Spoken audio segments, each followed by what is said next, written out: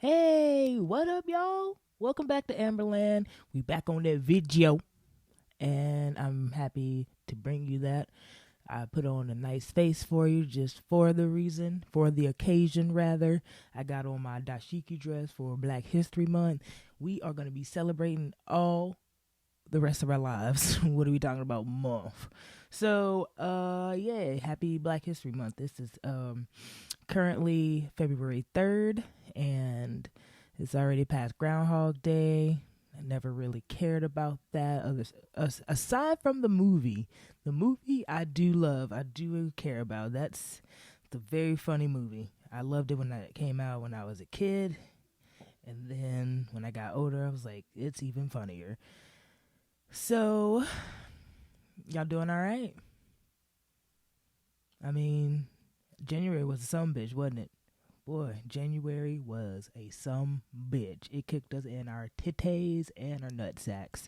So, it wasn't fun. What is fun is the fact that Stacey Abrams has been nominated for a Nobel Peace Prize. So shout out to her. She is keep getting her flowers. Hell yes. I want to do the other thing, but I'm not in that sorority, and I don't want to get cussed out. But, it rhymes with ooh wee. So she killing it. So shout out to Stacey Abrams. And then now when she wrongfully lost because she was cheated out of her win with the governor race rather, she meditated for 10 days and just tried to let it all pass, and she bounced back and is the reason why we are getting what we are getting. Say what you want about the Biden administration right now. You know, it's a whole lot of, it's a lot of work to do. You goddamn right it is.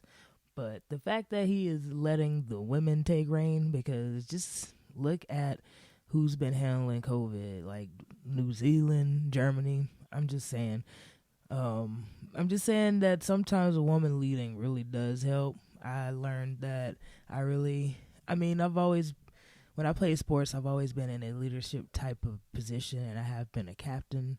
But once I really started working in the leadership role, man, I realized that I like being in charge, because I know how to diffuse situations, and I know how to admit when I'm wrong. I used to not be that way. I used to be the total fucking opposite. The biggest ego imaginable.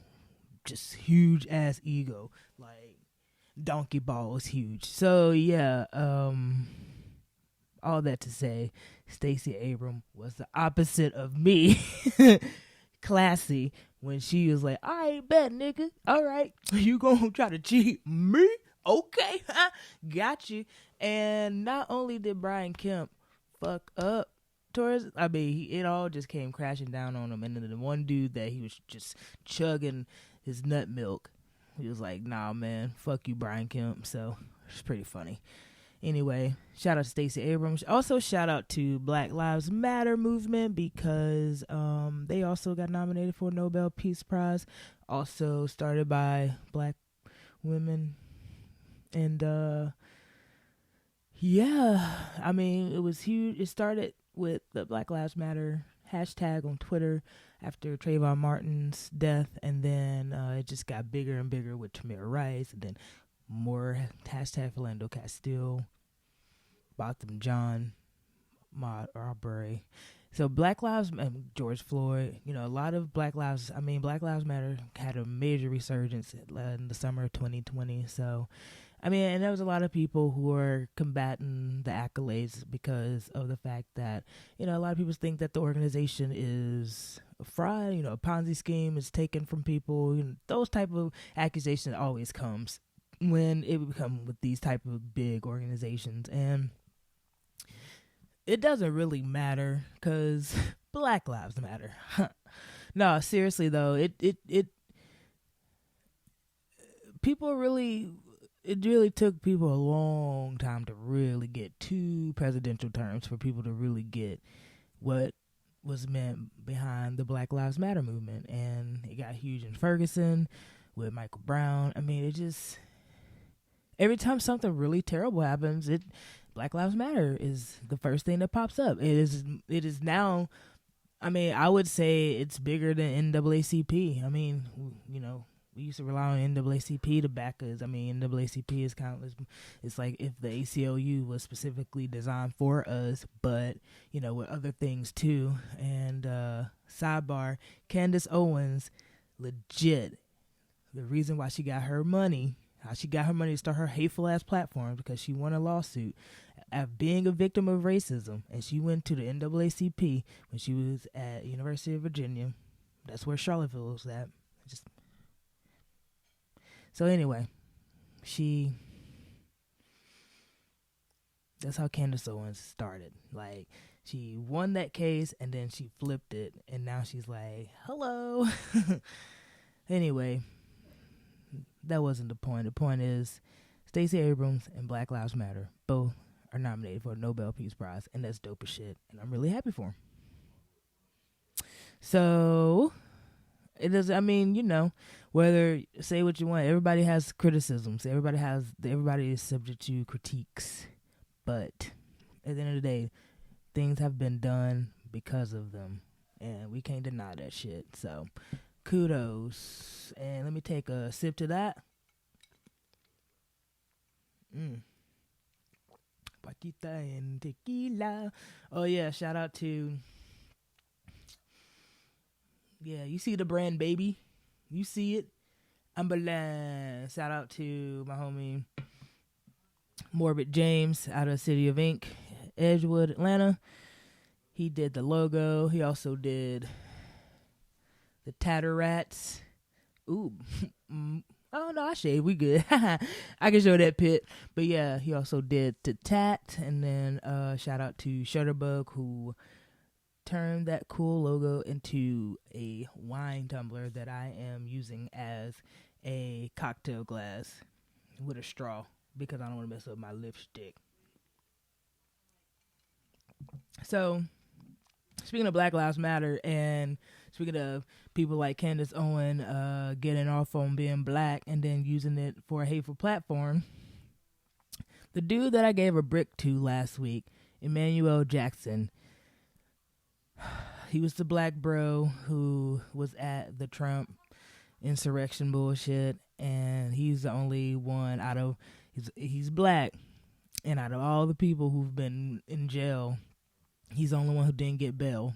Didn't mean to rhyme. So now his black ass might get off because he's only 20, and he has mental illnesses. Like, he has a few diagnoses of mental illness, and then he's also homeless. So they might, if he gets the right lawyer, he might be able to get off on insanity. Though he might, because of that, he might end up being in an asylum. They might institutionalize him via mental asylum. So who knows? And in some cases, there's been people who've been, instead of going to jail, they get sentenced to a mental institute. And there was one case I read, they were there for 32 years. So doesn't necessarily mean he might get off, but I was reading about it. Well, I was watching it on I was watching a bit of news about it, and they were describing how that might be the case. And there was a lawyer who is familiar with law. she was explaining everything and how he may be able to get off on that. So, hey. So shout out to Emmanuel Jackson too, I guess. Though, seriously, bro, what were you doing there? Like, come on, man. Like, what were you doing there? What was everybody doing there, really? But speaking of get off, I wonder if the cop who killed, I guess it was a cop who killed that lady who was a Army vet or whatever. I don't know, he might face jail time, but it's like, give him the same treatment y'all get when they kill black people in cold blood. So anyway, I'm gonna, there's a couple of videos I'm gonna be playing, and this is the first one. It's just a little funny because there's pastors who are really like this, and there's not only are they pastors, but there's also choir director, like choir leaders, very, very sassy in the church. this was so funny. And then the reactions, and then the band, how they reacted, just amazing.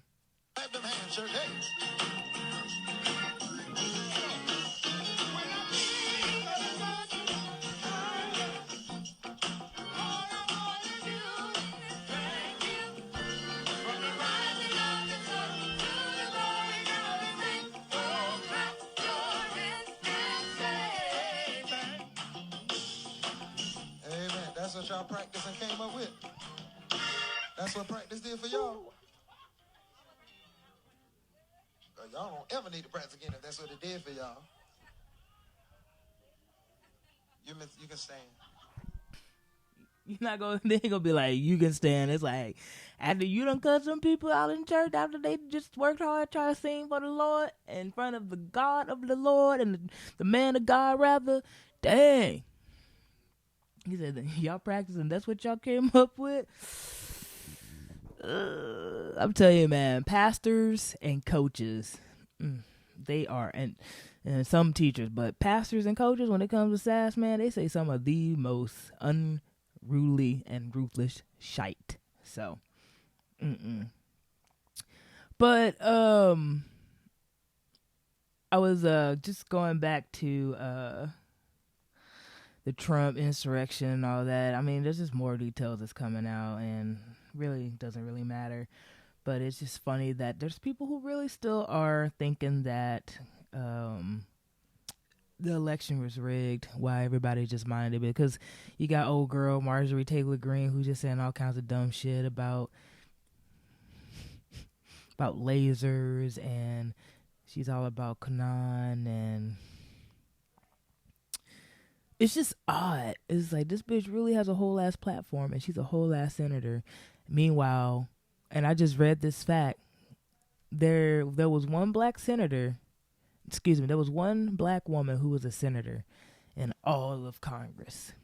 And now there's none, because she's now vice president. Right. Kamala Harris was the only black female senator. And now it's back to zero. Now we have no black female senators, but we got this goofball who's talking all this goofy shit. I'm telling you, man, my goodness, just spoon-fed privilege. It's amazing. But it's another video I want to play for you, because there's this lady. Let me see if I can. Nah, I don't really, because I mean, it's viral already, but you know the type with that haircut. I mean, it's literally, can I see your manager haircut? And also, never in my life type bitches. You know what I'm saying? Like, never in my life have I ever. She's one of these types. Hey, Biden supporters, how do you feel about the 11 million immigrants that are storming our border right now? I really feel wonderful. And I wish that we could trade y'all funky asses in for them. And we already paying for y'all needy asses now, so the ones that come in that do work, because they work, I'd be more than happy to have them. It's you motherfuckers I'm tired of. Yeah, let's, I mean, they really are the I mean, just look at the history. Who's really doing the raping and the pillaging? But because of Westerns that exist in Hollywood, you would think otherwise. So, I don't know. Everybody trying to remember the Alamo, but nobody really is a cowboy. So, what are we doing? What are we actually doing? So, another RIP goes out to another legend, another black legend, John Chaney. Yeah, one of the most legendary basketball coaches ever. He was with Temple for years and years and years. Very, very solid coach. He led them to a lot of Elite Eights. He didn't never really won a title, but it doesn't matter sometimes, you know. Sometimes you just legendary just by being legendary. And he had some notable Temple players like Mark Jackson, who you might know him best as Steve Kerr's Golden State Warriors team. I mean, say what you want. Steve Kerr, you know, cool, but that's going to always be Mark Jackson's team. As long as Stephen Curry's on that squad, Mark Jackson's squad. I don't care. You can't tell me otherwise. And Draymond Green's on there still too. And I mean the Splash Bros and Draymond, yeah, that's Mark Jackson's squad. So he was from Temple, and clearly he learned from the best. I mean, just imagine. I mean, when you're a point guard, a lot of the time you're going to end up being a coach of somebody. Because I mean, you're the floor general. You see everything. You see everything that's happening on the court, and you calling the shots literally. So, yeah, of course he learned from John Chaney. Then Aaron McKee. He was with I remember him mostly from the 76ers. He was like you had George Lynch, who was a defensive specialist, but then you had Aaron McKee, who was like, oh, he about to make a shot. Oh, we can rely on him. Oh, shit. It's not like, oh, he got the ball in his hand. It's like, oh, yeah, run that nigga shit. Why we didn't just pass it you the first time? I don't even know. So he went them quiet ones, as the commentators would say, quiet assassin. If you really think about it, a lot of the things that, like a lot of sports jargon is a lot of comparison to war and killing. So anyway, speaking of, I am really contemplating if I need to get League Pass. I'm getting, I got the NBA TV because I'm not doing cable. I just don't need it. I have literally all the apps that I need. Because the real reason why I was having cable last time was because of HBO, but I have that, and I'm not even paying for it. Shout out to you. Whoever doesn't know that I'm using their HBO. But yeah, I just literally am a cord cutter. I got an antenna and got it for cheap, re-up gang, and using that. So whenever there's I can watch the Super Bowl, talk about that later, anything that comes on network. These are things that I'm concerned about as a sports fan. And so, but then I had Sling, and then when I was trying it out again, it looks like they don't even have ESPN Live anymore. It's only on demand. Not into it. So, and I just don't really care about ESPN like that anymore because I don't really watch football like that or college basketball like that really. So, and then March Madness happens on CBS mostly. So, these are things that I was just okay, what am I going to do? Do I get League Pass too? Because I got NBA TV. Because NBA TV is heaven for me, man. It's just nonstop basketball. I'm so into it. Nonstop NBA, into it. So yeah, what do y'all think? You tell me. Let me know if League Pass is worth it. I think it would be because a lot of the ESPN and TNT broadcasts play the same old shit. I can't just keep watching the Clippers play, or the Lakers, but it's always Clippers and Lakers. It's Clippers, Lakers, and the Warriors, and then the Blazers. A little bit of Spurs, but not really since they're not as good. They just do it, you know what I'm saying? They're not really oh, I'm going to show this game, and then, but now it's just going to be okay, we're going to be a lot of Nets versus the Thunder, Nets versus the Rockets, Nets versus the Wizards. Just we get it. So I think I talked myself into getting League Pass. I just don't see any way. I mean, that's the only way you're going to really get to see other players that you don't really get to see. Because I really want to know why De'Aaron Fox and, it's why did you get so much money, bro? But he's killing it. He just had, he just scored a hell of a lot of points. So did, oh, yeah. Who the hell was that just dropped 54? Somebody. See, I can't keep up. Hey Siri, tell me who just dropped 54 points. She ain't gonna tell me. I always ask her stuff, and she's like, I don't really know how to answer that because that's hella specific. Really, that was who it was. I was like, who was it? It was Fred VanVleet. I was like, who was it? Yeah, last night he scored 54 points, so shout out to that bro. Still killing it. Raptors still have people are always saying right now, Sixers are number one. They have the best record, period. So you got Sixers, you got the Celtics, you got the Heat. But don't forget about the Raptors, y'all. Of course, everybody's the Nets, which leads to my next topic. Are them niggas overrated? Are the Nets really overrated? Is Kevin Durant, Kyrie Irving, which, by the way, man, I just found out today, as they say, today years old. that Kyrie Irving is Rod Strickland's godson. Makes sense, I guess. But and Kyrie Irving, I mean, he had I read his story when he was at Duke, so it was like 10 years ago, and it was an ESPN magazine, and that was when he also was battling an ACL injury. But I read his story and how his dad, I think he and his mom were both professional volleyball players, and they were in love and young, and then the mom, she passed away when Kyrie was 2. I think it was cancer. It was just really sad.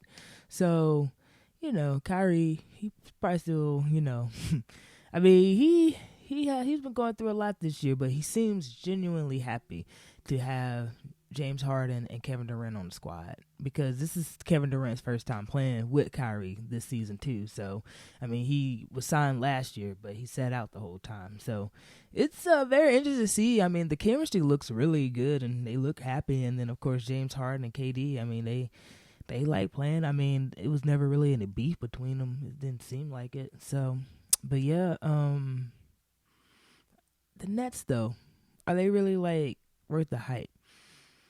I mean, I saw that, the Nets have been 6-3 since they acquired James Harden, but so has the Rockets since he left. And their defensive rating has gone up since. And the Nets, their defensive rating literally has decreased. It has gone down. So, because that nigga don't play defense. James Harden, he's lights out. He gonna knock you out, man. He gonna knock you out with his J. He really will knock you out with his jump shot. He's gonna knock you out with the floaters. He got all the shots. He got all the varieties. But he ain't got any kind of defense, and that's weird. You can't just not have defense when you're a guard in the NBA, man. Especially when you won MVP, when you MVP caliber and you won MVP and you're not playing defense still. That shit's weird. Anyway. Let me take a break from the NBA and talk about a sport that I don't really care about, but I'm still kind of caring about, just so I can critique it. You can't just talk shit about something you're not paying attention. So, but I really want to talk about this particular person next, because I have seen him as a quarterback at UGA. That was back when, the things you do when you're in a relationship, i.e. pretend that you care about UGA football. So that was when he and AJ Green were the dynamic duo at UGA. Matt Stafford's a solid-ass quarterback. He just got totally unlucky being with the Detroit Lions. I don't know who the fuck put a voodoo on that organization. They put a hex on that organization, and therefore on the players who play there. But I'm glad that he's leaving. I'm glad that he got traded. Matt Stafford, he got traded from the Lions to the LA Rams, and I think that's cool because they put a franchise tag on him within his 5th season or some shit. They were like, "We got you." So I'm glad that he got under that losing ass claw.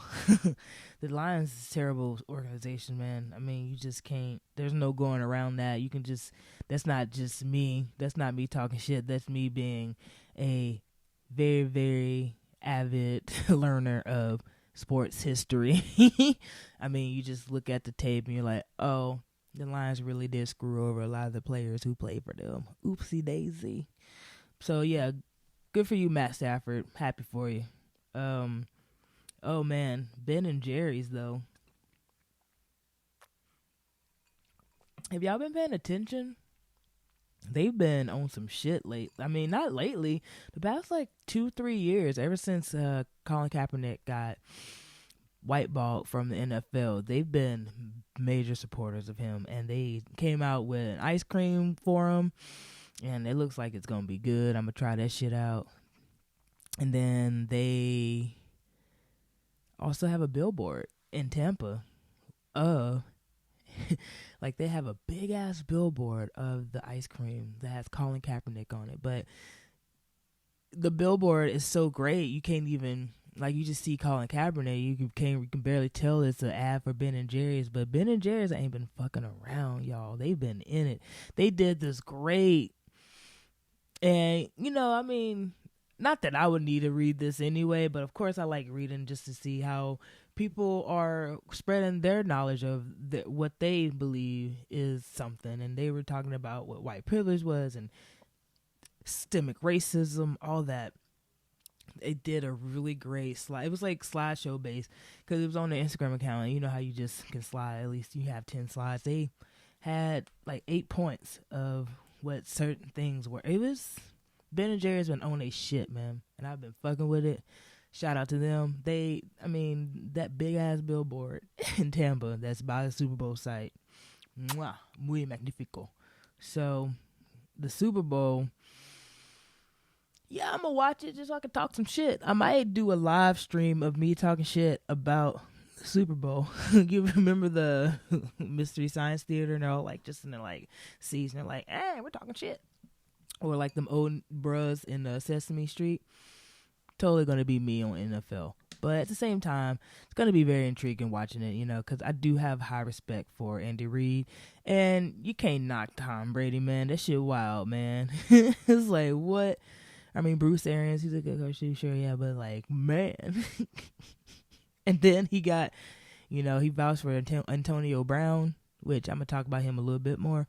But yeah, man, Super Bowl's going to be interesting to watch. We'll see. So, one last thing before I go into the timeout. Wall Street totally got pawned by GameStoppers, man. The Redditors, man. I don't know anything about. It's not that I don't know anything about stocks. It's just that I don't really. I'll get to a point where I care about it, I think. But I'm at a point where, like, I'm just happy to, like, build credit right now. So I'll get to stocks later. But, yeah, Wall Street got pawned by some Redditors. So Wall Street was saying that GameStop was they were just gonna pewter out, like they're gonna, like, no one's gonna give a shit, like their stocks are just gonna go down, and then it just went up. People got money on it, and then Robinhood bitches. Apparently, there's an app about that too. Again, I'll care about that stuff once I get to that point in my life where I can. I'm just happy to be building up credit again. So. Yay. But Wall Street, you got pwned, bitch. Not necessarily occupied like the people wanted to do about 7-8 years ago. But yeah, you got pwned. But I don't really care about GameStop. I remember back in the day when I was with a boyfriend at the time who always wanted to go there. And every time I would go in there, I would be there for like 2 minutes. I'd be like, hey, I'm just going to wait outside, okay? Because I just always felt, I don't know. It was always stuffy and claustrophobic for me. I'm like, I don't really care about any of this shit. There's no Super Nintendos. There's no Mortal Kombat Ultimate Edition.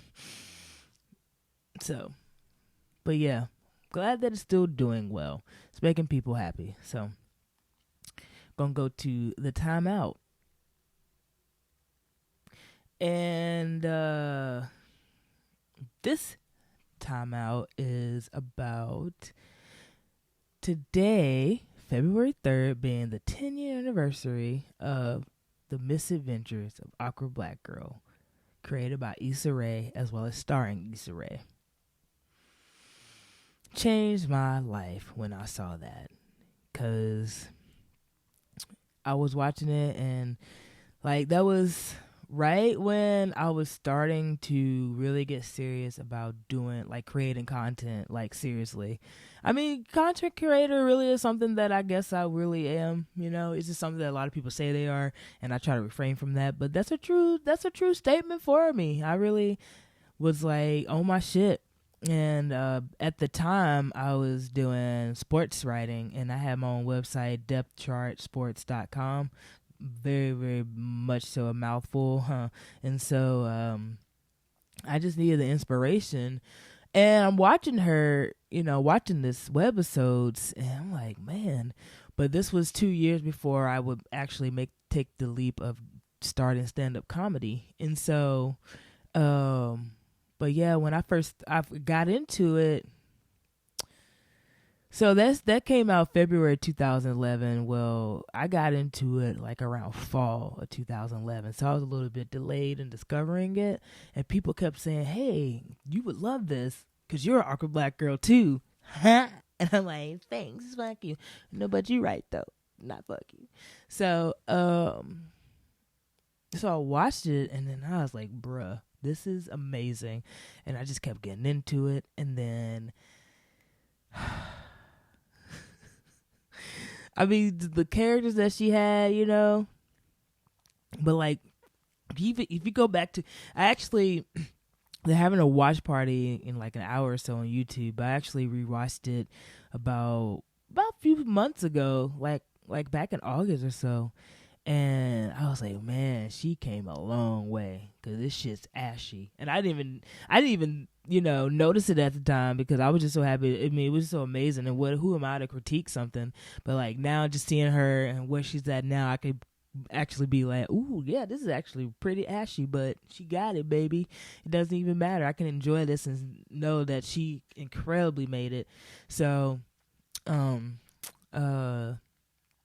so yeah, just the characters was great, and just it was really, really funny shit, and I really related to her so hard in watching this, because I feel like, once I started doing stand-up comedy and then started hosting my shows, the awkwardness got, like, I stopped being less awkward, actually, and grew more confident, so I didn't really get to relate as much when she transferred over some of the awkward black girl elements to Insecure, because I was like, man, this is something, and I realized, oh yeah, I can't relate to it like I used to, so that's that. But anyway, then though I was in a really, I was in a very, like, I was young, and then a relationship that was dragging me the fuck down, and so, like, there was no positive reinforcement, no encouragement, just a lot of making fun of me and mocking me for being goofy, and because that was like right when I was starting to really have the creative energy to do something, because I love sports writing. And the thing about sports writing is pretty much just a bunch of comedians too who just decided to cover sports as opposed to doing stuff on stage. I mean, but it's very similar in that they rely heavily on quips and gauging audiences. So I always had that element when I was doing sports writing, but I didn't know then that, oh, you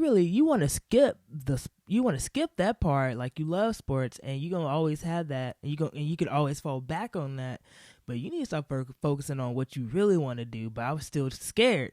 But when I was watching Misadventures of Awkward Black Girl, I was like, oh, this is okay.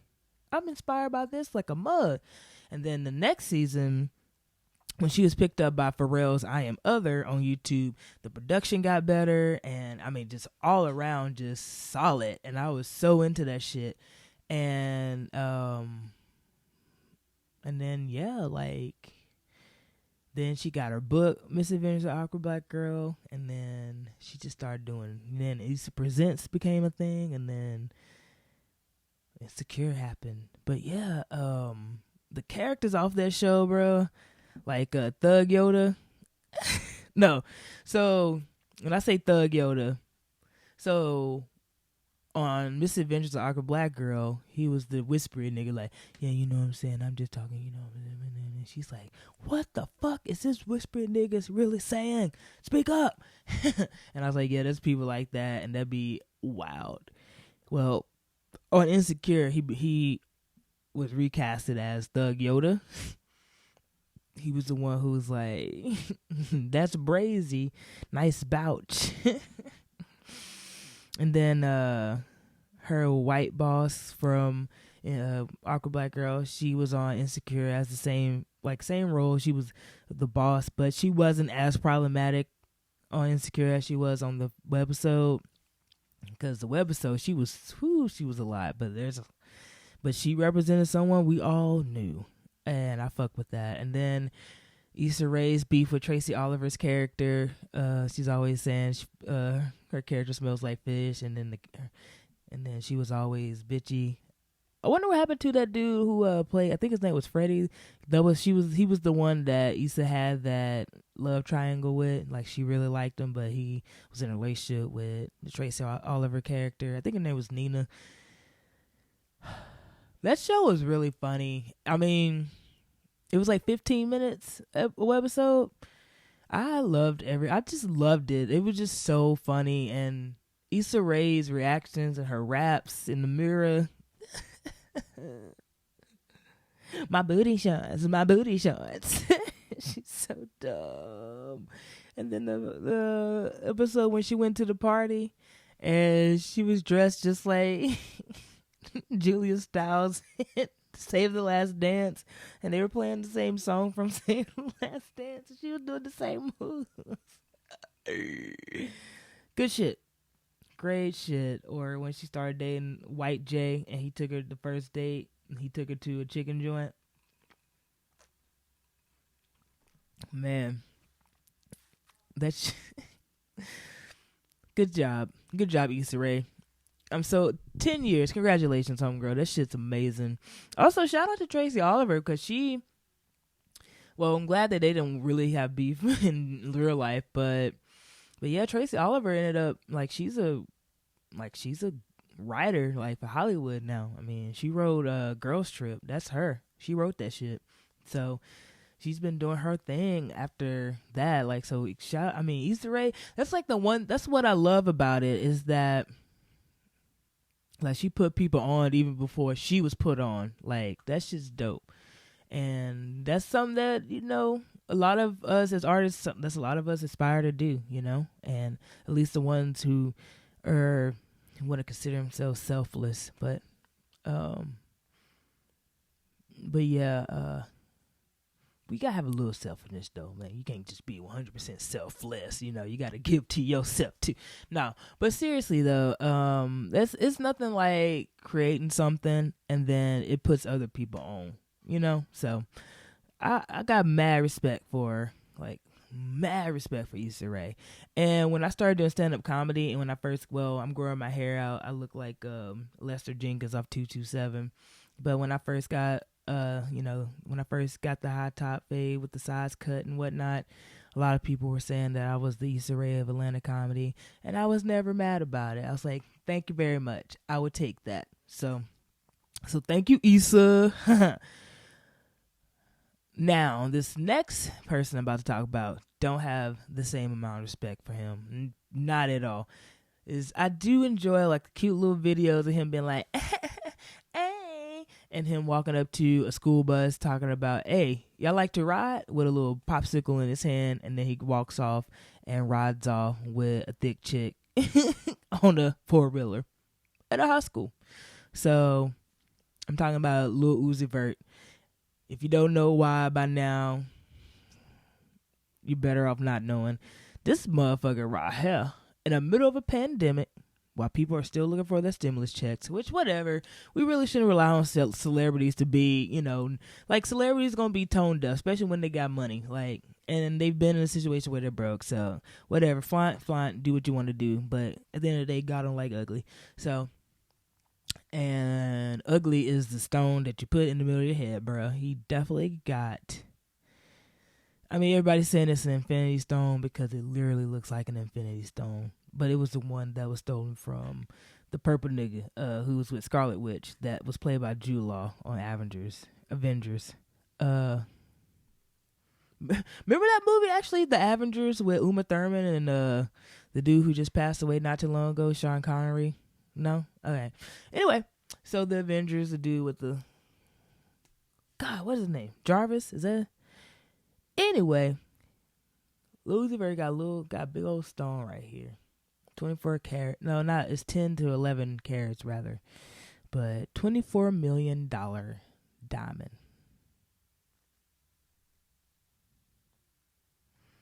$24 million, y'all. And he's been paying that since 2017. He really thought it was that important for him to have that so he can have it pierced right here. Somebody get y'all cousin. Like, he's only 26, and it's like, where'd you get $24 million?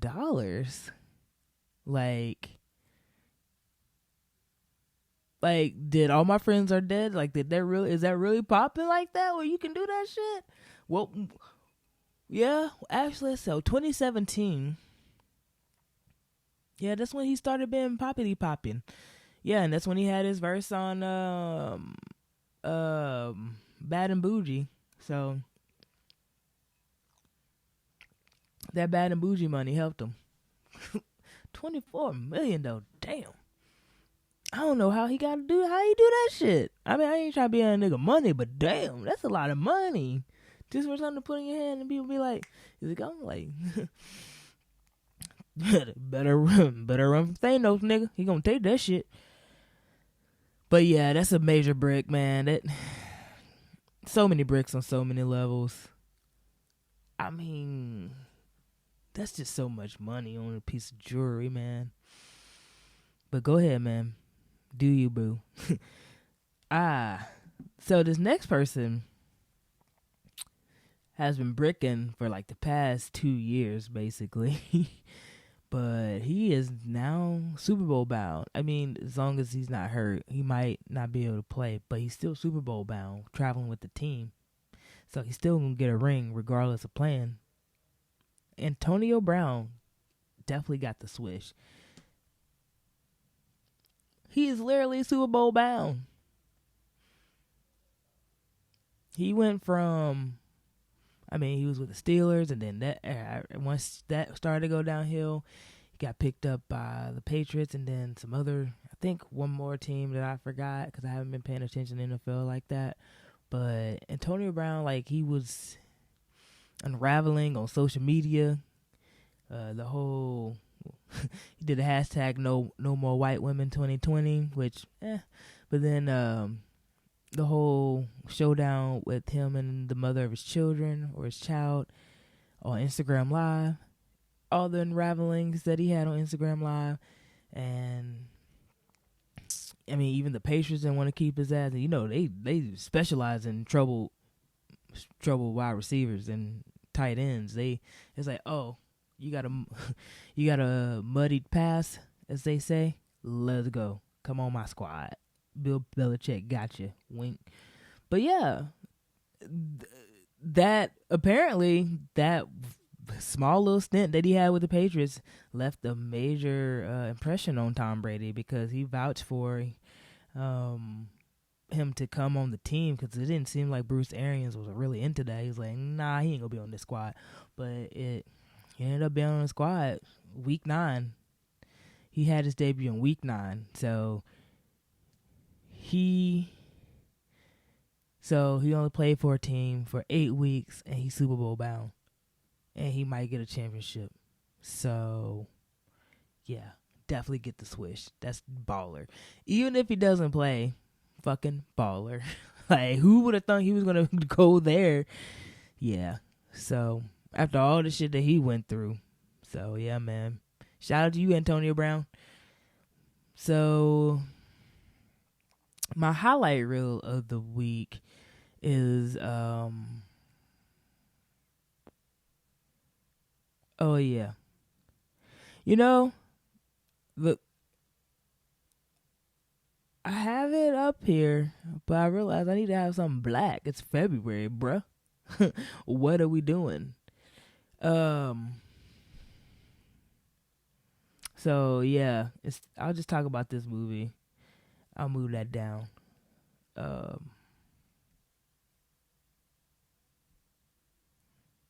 No,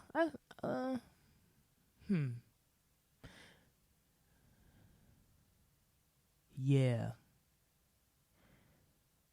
So, the movie that I had as my highlight reel is a Lucky Day. And the reason why I had it because I just recently watched it, and I really thought it was fun to watch and it was cool. But I was like, oh wait, it's February. I ain't gonna talk about them white mother. No, I'm just kidding. J.K. Rowling.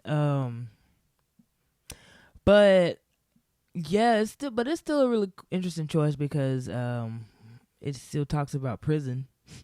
and a lot of black people occupy those, and it's the type of movie that would get white people to care about prison because how they did the end credits, and just how in general, like how the main character was treated. He was treated like he was black. So but yeah, I really did enjoy the movie because I really like fast-paced movies like that. It reminded me of Guy Ritchie films with, before and after Madonna, and then it also reminded me of this German film that I really, really love called Run Lola Run with the Franca Potente. I can't pronounce the name, but that's her. She was the main character in Run Lola Run. She was also Johnny Depp's wife in Below. So that movie's great. But yeah, that reminded me. Lucky Day reminded me of it, and also like The Big Lebowski, like those type of movies that is all like when all the action happens in lapse in 24 hours. It was dope. I enjoyed it. The ending was satisfactory. Man, Crispin Glover though, it's like he played Meek once in Back to the Future and then never again. He was like, nope, I'm gonna play psychos now. And like scary creepy guy in Charlie's Angels, where he's like taking their hair and sniffing it and shit and beating them up. And then this movie here in Lucky Day, he was that's the creepiest I've ever seen him, and that's even including Willard when he's friends with rats. Oh, Crispin Glover. That dude's weird. But yeah, I did enjoy Lucky Day. There was another movie I enjoyed that I want to talk about was Deadpool 2. Because I like Ryan Reynolds. He was the writing for that movie was funny. And I brought up Deadpool 2 along with Lucky Day because they both did the thing. They both had two elements of film that I like, which is breaking the fourth wall.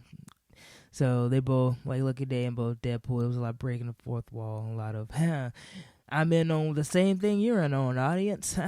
Wink. And then also like how I like how they make the credits useful. Like there's still a lot happening in the story. The plot doesn't end once the movie does because there's still more happening in the end credits. I fuck with that. I really like it. So yeah. So the next movie I'm gonna watch is definitely. Well, I did watch a little bit of Tenet, and I would have made that my highlight reel this week, but I didn't get to finish it. And that's how it is with Christopher Nolan films, man. You can't just be watching that in one go and be like, I get it. You gotta watch that like at least 4-5 times. So yeah, I definitely look forward to watching Tenet. In the meantime, I got one more segment to go, and that's the OT, baby. We in overtime, so we just a little under the 1 hour mark, and I am very stoked about that because I can just be like, beep, beep, beep, beep, beep, and be like, God damn, bitch. Yeah, you need to go to therapy. You've been talking more than 2 hours about yourself. No. But we are in the OT-ery, the overtime. And I just want to talk about certain things that I've noticed, like Instagram. They really are serious about that algorithm shit. Like, it really has, seems like they really are targeting a lot of creatives. And they did say, I've had friends say they're targeting sex workers too. But yeah, like, I use Instagram a lot for marketing, and I have noticed that, like, the impressions have gone down way. Like, it's been pretty drastic. And it's like, anytime it's about, like, something educational, something black, the impressions are just whoosh. But anytime it's, like, a selfie involved or portrait or any face photo, it's like, okay, impressions again. And it's just very interesting. So yeah, it's like you can't show too much cheek, but you still can show a face. Who knows? Oh yeah, and also why they get rid of Freddie Gibbs, man? That was the best part of Instagram. Looks like he's just gone for good. Oh well. Catch him next time. So this week, speaking of Freddie Gibbs, though, he's on this week's playlist. I got a track with him and Domo Genesis and Earl Sweatshirt, and then got some. There are a lot of.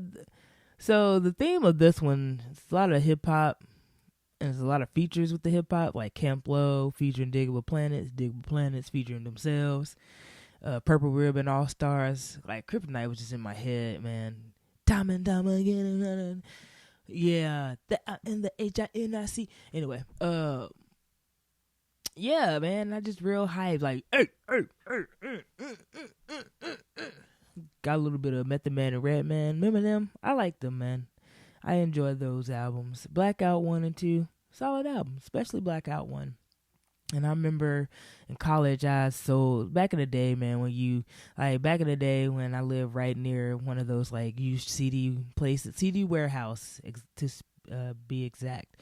It's one of those use the new CDs and you can just trade them out or you can get it for money. So when I needed cash, like I was really strapped for cash, and I had to be really strapped. Like I needed like $5 for like a McDonald's meal because that's all you get from. See, like you give them like a stack of 10 CDs and they're all in great condition. It's like, oh great, here's $10. It's like awesome. Well, the first Method Man and Redman Blackout was one of those CDs, and I remember then being like, no, but I needed that cheddar cash. And like 5-6 years later, I was digging for some new vinyl, and I went to Full Moon Records. Y'all remember them? If you know, you know, man. Real vinyl people know, man. It was right next to it's right on McClendon at Candler Park, right next to Dr. T Bombay, and then yeah, like on the same sidewalk as Flying Biscuit and La Fonda and all them. I love that record store. It was so great. Very tiny, but it had, a little balcony. The balcony part in the store was all dollar bin. But of course, it had the new arrivals and on the bottom. And so I'm walking in and I see the new arrivals and I'm just looking and I saw Blackout in the bin. I said, what? So yeah, Blackout on vinyl is pretty great. Listen to Serial Killer on vinyl. Incredible. Speaking of that song, that's the song that's on the playlist. And then some Fame with C Murder and Steady Mob, and as we do. And then some Dead Prez. Yeah, I think y'all enjoy it. I'll of course do what I always do, just show y'all. And there's also a playlist on Spotify, so I do it on Notes. Because just in case people don't have Spotify, they're able to plug in their own playlist and their own listening platform. So if you have Apple Music, which is fair, it's definitely better quality than Spotify. They hit me up with this deal. It's like 3 months for $10. I was like, you bet, buddy. So yeah, so the playlist might actually start moving back to Apple Music. We'll see. But for now, I'm still on Spotify. And you can find this playlist under 2.4 because that's when the shit's gonna drop. Yo. Oh, man. I thought that was the end, and I looked down. I still got a couple more bullets. So it's Valentine's Day. I don't know. I have one more episode before that actually happens. If you're looking for a special edition of that on this here podcast, look elsewhere, because I never cared. Unless you want to give me weed flowers. I don't know. Last time I shot my shot on Valentine's Day, I was politely rejected. So think I'm good on that. I'll try in 5 more years. Now, I do have Super Bowl plans and that, and I'm gonna watch it and make food at my house. Don't really anticipate having a party, and that's the same for Valentine's Day. I don't know though, man. If it's cold and you just never know. If it's like, if the next like, hey, I'm like, what up? No, I'm kidding. Don't want to do that again. No, 2020 was a hell of a year. It wasn't a lot of mistakes. So yeah, but shout out to y'all who cares about it, who has plans for it. I think that's sweet because I know people are going to botanical gardens and all that, and it's a very romantic spot. So cheers to romance. I do believe in it. I believe in love, but the facts keep on showing me that I gotta keep on trucking. So these Nike new shoes, Fly E's, that seems like something I want. I like. And they seem to be, I mean, they're pretty, they don't even look, they're not even expensive. Like, there's some you can get for $200 and there's some you can get for $70. And I'm just like, let me get these mugs. So they're the Fly E's and that they're hands-free Nike shoes. We got to get them, baby. I got to get them because why not? I don't know, man. I'm trying to think the last time I bought a pair of shoes, like 3 months ago. I need to relax because 2020 was also a hell of a year for me to buy a lot of shoes. I had a lot of dope shoes that I bought, man. And I realized that the foam posits that I got, not that unique. A lot of people like them shits. So, guys, a lot of Bloods in Atlanta came by. Shout out to y'all. I'm like, oh, yeah. Lava Red, boom. Ain't nobody gonna have these. What am I thinking? I was in Cali? Of course they gonna have them here. Nah, we cool. Ain't nobody better. It's just that these are the first shoes, like, these are the most expensive shoes I've ever paid for, like, a shoe, really. And people still buying them. No, like, I buy shoes so people won't get them. I'm unique, okay? I'm unique. And people buying shoes that I have. I'm not unique no more. Nah, I'm kidding, kind of. That's why, I don't call myself a sneakerhead. I'm very enthusiastic about buying my shoes, but if I was a true sneakerhead, y'all would not want me around because I really would say shit like that. But yeah, I am. Those are the shoes I am like, yeah. Like, those are the shoes I'm only going to wear when I'm showing up on the basketball court and I'm like Jim Carrey from Cable Guy showing up doing suicides and then wearing armbands and wristbands and knee pads. I keep making reference to Jim Carrey and myself in that movie because that's how I am. I really do show up very, very enthusiastic. Like, yo, let's play some hoops. So, yeah. Fly E's. Let's do it. I wish everyone a really awesome weekend. I hope you all are safe during Super Bowl because the COVID cases will definitely run up if you try to have parties and shit. It's going to be weird. And then on top of that, the NFL's like, yeah, just 4% capacity. It ain't going to hurt nobody. 22,000 is a lot of motherfuckers to allow in the stadium in Tampa, where it's in Florida. The cases are crazy there. But all right, y'all go ahead with that 22,000 y'all going to let into the stadium. And they're not going to all have masks on, so, because it's outside. But I'll still watch because I want to talk trash, as I do. In the meantime, like I said, enjoy your weekend. I'll holler at y'all later. Be safe. Bye.